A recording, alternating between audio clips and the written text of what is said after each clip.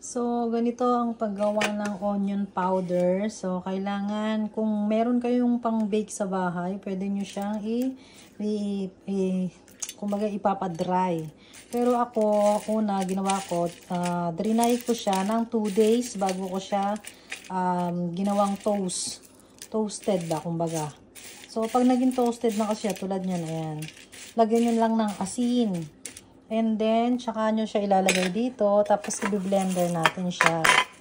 Ganon po ang paggawa ng toasted na onion powder. So, pag meron ka kasi ng onion powder, pwede na kayong gumamit ng mga ng mga tag dito, ng inyong pwedeng mapaggamitan sa inyong niluluto. Ayan. So, gumamit ako dito ng ganitong ating tawag dito ng ating salt. Ayan, pink salt yung tawag niya. Ayan, lagay natin siya dyan. So, takpan na lang natin, then i-blender natin. So, ito na yung ating onion. I-blend na natin siya. Tingnan nyo guys, kung anong mangyari. Ayan. Kita nyo.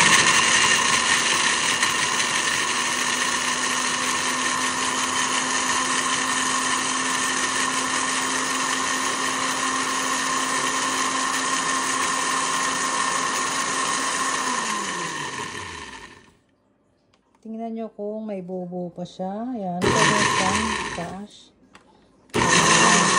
Gusto ko yung medyo sino pa.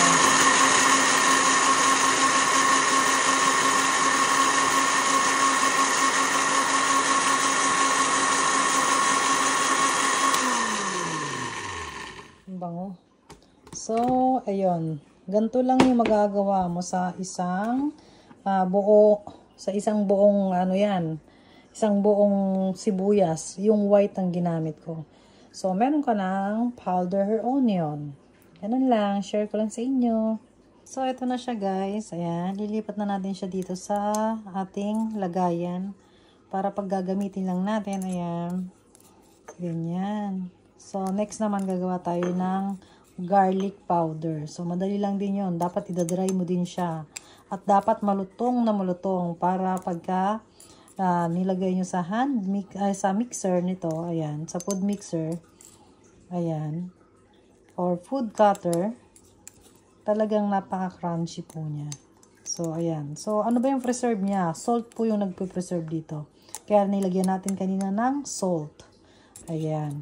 So, napakamahal po ng nito, ng sibuyas kapag gagawa or bibili ka, lalo na lalagay mo sa mga lutong, lalo na sa pag magpa-fried chicken ka. Syempre, kailangan natin ng powder na sibuyas, powder na garlic, di ba? Napakamahal. So, ikaw na lang ang gumawa kung meron ka namang oras sa bahay mo.